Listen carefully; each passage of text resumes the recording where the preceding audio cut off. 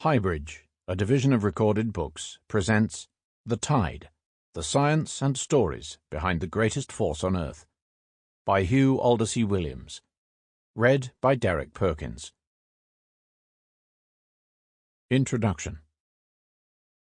This is not a book about the sea. It does not feature long days before the mast, scurvy, whaleboats, pirates, ship's biscuits, and tots of rum. It does not brave hurricanes or typhoons. It does not center on a man condemned forever to sail the oceans, nor does it have mermaids to lure him astray.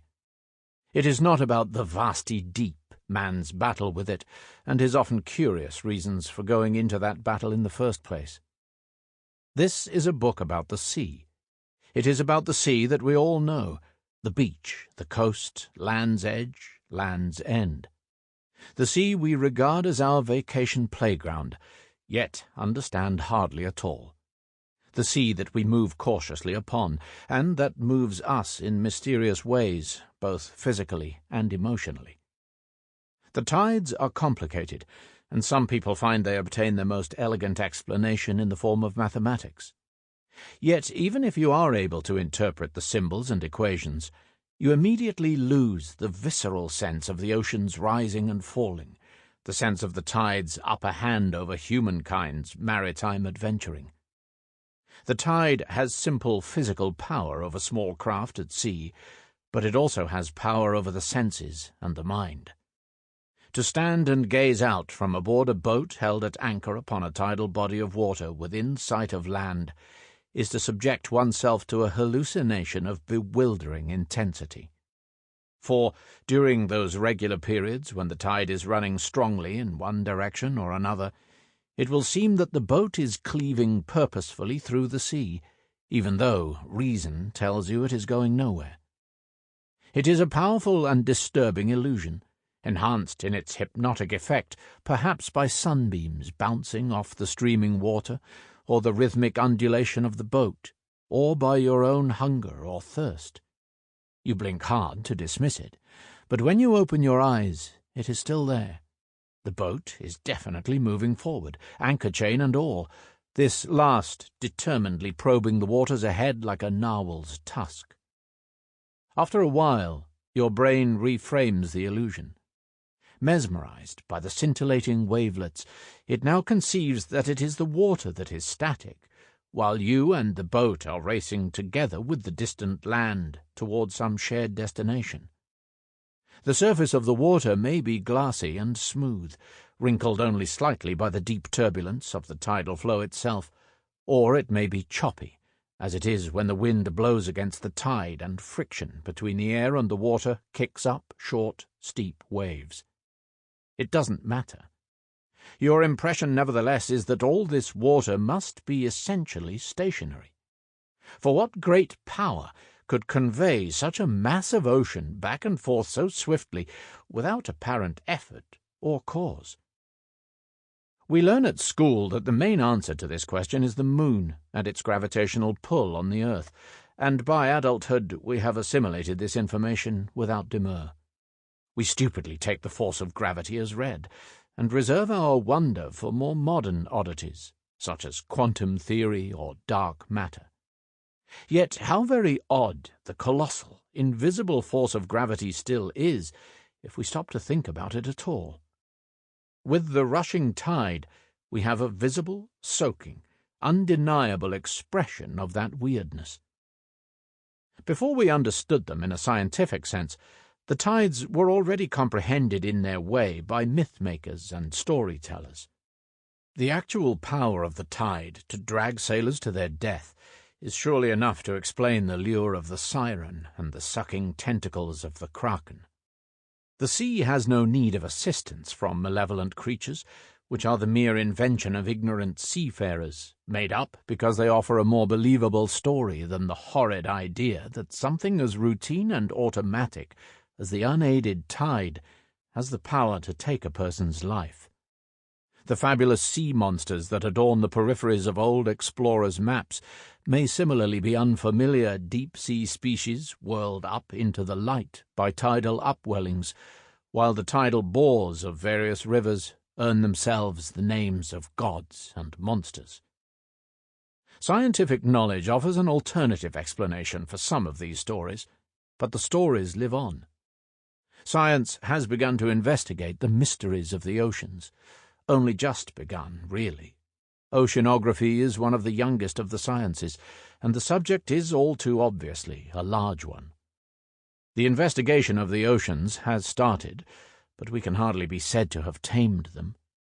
We can now predict the tide theoretically to a high degree of accuracy, far more accurately, in fact, than it ever occurs in our real experience, where other factors interfere. Why the drive to know in such obsessive detail?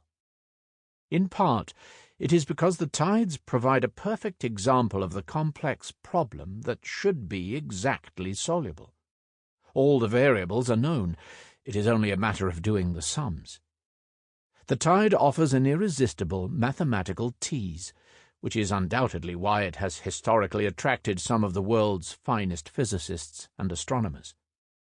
But there are also practical reasons why it is important to have precise answers beyond the needs of navigators and fishermen, and these turn out to have relevance for the future of us all.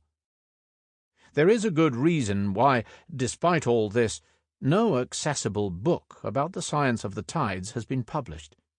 The reason is that the topic swiftly becomes more complex than lends itself to explanation in words.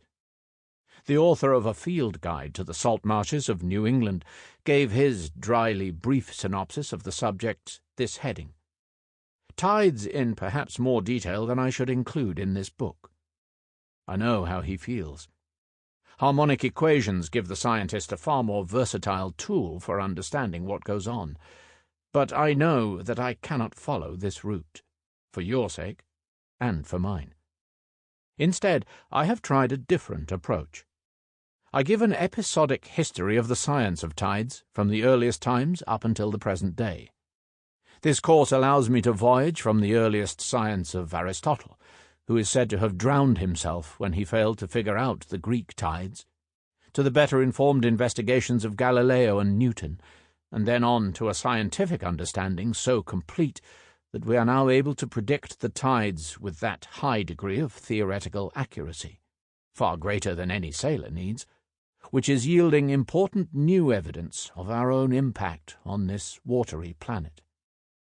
Along the way, we drop anchor in less familiar harbours too, pausing to acknowledge the unexpected contribution to the understanding of the tides by figures such as Bede and St. Thomas Aquinas, men who are not primarily thought of as scientists, but whose great minds could not ignore this cosmic puzzle. I weave the scientific strand of my narrative with two others, one in which stories of events, be they historical, artistic, or entirely fabulous, where the tide plays a crucial role, get their due, and another in which I go in search of special places made by the tide. I include these episodes to show that the tide is not only a scientific challenge, but also a force of a quite different kind, a physical and a psychological influence on our culture whose presence cannot be denied. The tides have determined the course of battles and have inspired poets and artists, and they continue to do so today. In weaving these strands, strict chronology is occasionally sacrificed for the sake of a thematic connection. The science is, I hope, made simple but not simplistic. This is not a textbook about the tides. It is a book of stories and journeys. I hope you find yourself able to go with the flow. It is always unwise to fight the tide. Which came first, time or tide? It is impossible to arrive at a clear answer. Both words have Anglo-Saxon roots. Phonetically, our tide is linked to the German Zeit, which still means time, while the newer German word Gezeiten now denotes the tides of the sea. In early English, tide was not especially a quality of the sea, but more a way of describing a significant time, a usage we retain in the archaic suffixes of events in the church calendar, such as Shrovetide and Whitsuntide. The Old English hay-tide, or high tide, had the simple terrestrial meaning of a festival or high day. However, for those whose livelihoods depended on the sea, the most important, tide, was always the day's high or low water.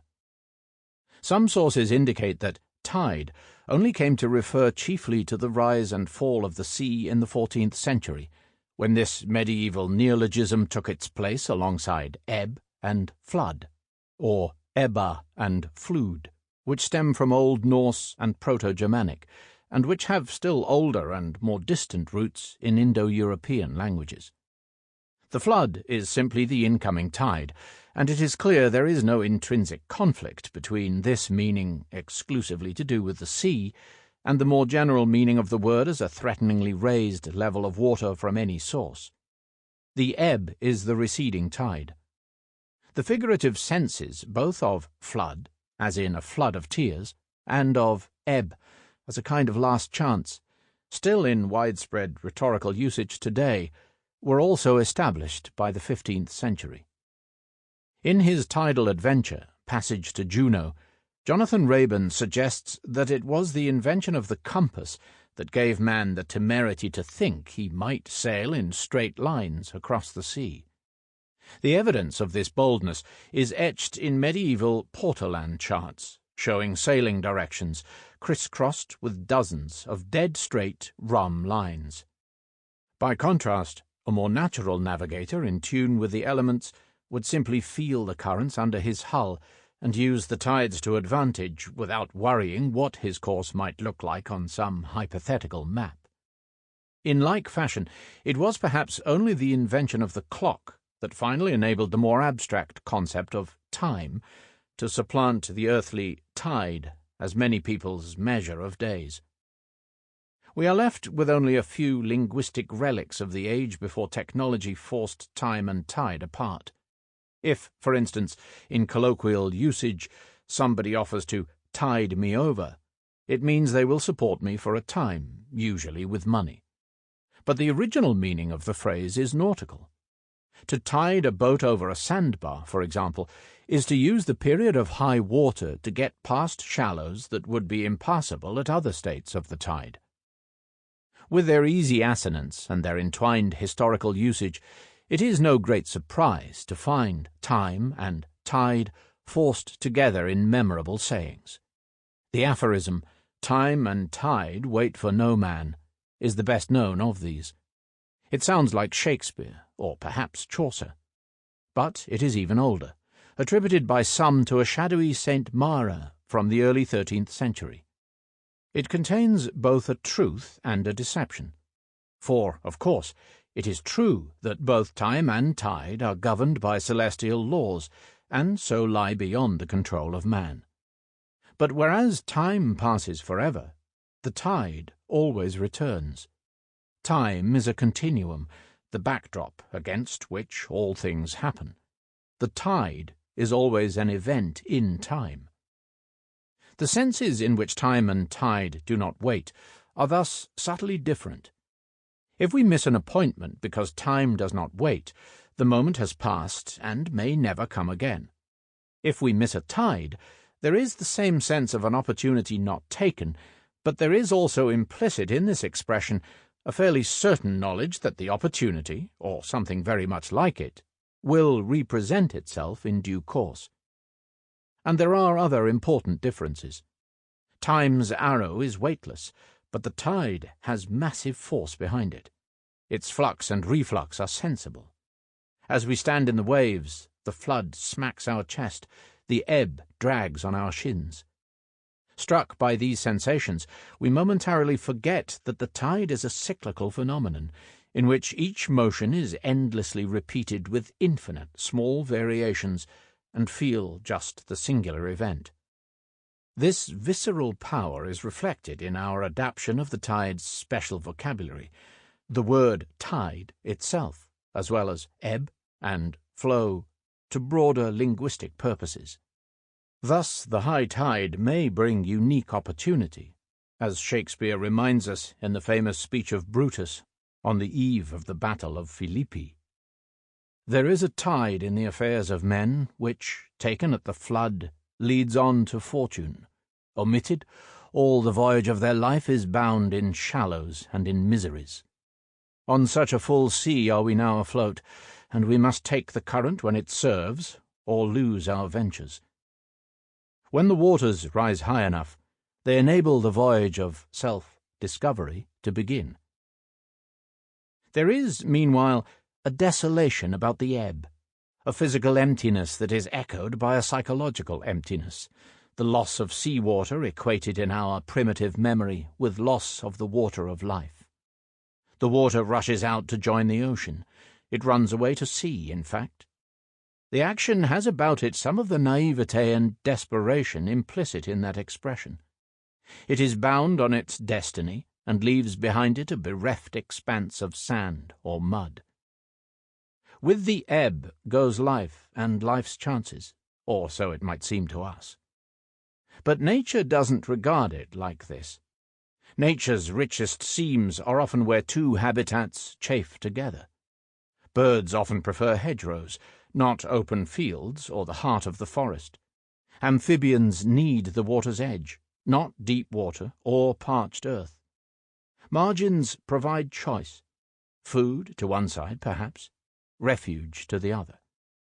And where that margin is always shifting about, as it is on the tide's edge, within that glistening ribbon of land that lies between the high water mark and the low, the stock is constantly replenished with new riches. This intertidal zone, which stretches and shimmies its way for perhaps 1,000,000 kilometers, it depends how you measure it, in continuous lines around all the continents, contains some of the world's most biodiverse regions. And, what's more, according to the lyrics of Rodgers and Hammerstein's Pipe Dream, perhaps the only musical ever to feature a marine biologist in the central role, adapted from John Steinbeck's stories of Cannery Row, it crawls with some of the very weirdest of creatures. It is the regular rise and fall of the sea that restocks the shelves of the world's continents twice a day more efficiently than any supermarket. Nature is organized on the principle of conserving energy. The objective of all organisms is to survive and propagate while making the minimum effort to do so. If a migration can be accomplished by hitching a ride, if food can be delivered to your doorstep for free, then so much the better. This is the essential service that the tide provides, a vast source of physical energy ready to be tapped by any animal or plant that can adapt to its demanding schedule. This is a book about the discovery and science of the cosmic rhythm that governs our planet. But it is also a book about places. Along that nearly infinite shoreline of the Earth's continents lie points where the irresistible force of the tide and the immovable matter of the earth converge in such a way as to create special sites, natural harbours, river mouths, firths and fjords, isthmuses and promontories, that take the particular shape they do because of the sculpting action of the tide. For the seagoing few, the tide concocts other, more terrifying places: whirlpools, tidal races, and overfalls of destructive waves, as well as locations of huge tidal range and others, far out in the ocean, where, even though tides swirl all around, the sea level never varies. These places may not appear in landlubbers' atlases, but they are indicated on nautical charts, a few of them at least.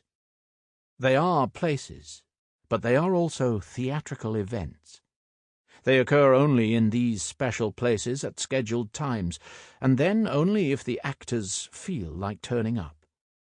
A spectacular tidal whirlpool or river bore may arise on one tide, but not on another one equally high, simply because local and temporary factors conspire to prevent it. These places of excess and anomaly arise wherever the rise and fall of the ocean is suitably constrained by the local shape of the seabed and coastline. They may be equatorial or polar, stormy or placid, populous or remote. I chose to travel to Nova Scotia in Canada, where the tides are the greatest in the world, although I might have visited the coasts of Argentina or northwestern Australia, where they are nearly as great. I saw surging currents and vast whirlpools in Arctic Norway, although I might have seen them in Japan or the Strait of Magellan or Vancouver Bay. It matters not. These features are replicated in some degree on every coast of every ocean. Furthermore, I can accomplish much of my task closer to home, for it happens that the coast of the British Isles is one of the most tidally lubricated coasts anywhere in the world. Surely no coastal nation has, when the velocities and vertical ranges are measured along its entire length, more tide than Britain. What does this mean? More washes up, more washes away. There is more damage, more erosion, more sediment, more life, more death. We kid ourselves that we are a maritime nation, yet our ignorance of all this activity going on ceaselessly around our shores is quite astonishing. The tide's evanescent places don't leave scars, create tracks, or memorialize themselves, as famous roads or mountain peaks do on land. They live through seeing and telling only. This is why my history of the science of the tide is interwoven with tales of the fantastic and with my own travels. Finally, if a state of the tide has the power to make a place, then a whole tidal cycle must trace a path. Simply by remaining static in one coastal spot and watching the tide, I should find myself transported into new terrain and then back to where I began with such magical completeness that I would be left to wonder whether what I had seen was truth or illusion. I decided this was how I would begin. I have seen coastal places at high water and at low. I have used the sea at both extremes of the tide, around high water for sailing in the shallows, and at low water for rock pooling. But now I realize I have never taken due note of the whole natural cycle. I have never seen exactly what happens when the tide moves. Perhaps I could understand the tide intuitively by communing with it, as well as, in a theoretical way, by grappling with its science. At the least, I thought, the experience would reveal the questions I should ask. Let us take our seats. Nature's greatest marine drama is about to begin. The performance will last approximately 12 hours and 30 minutes. 1. To view the lazy tide. 13 hours. It is an odd idea, I admit, simply to sit and watch the water for 12 or 13 unbroken hours. You might find similes coming to mind to do with watching paint dry or grass grow.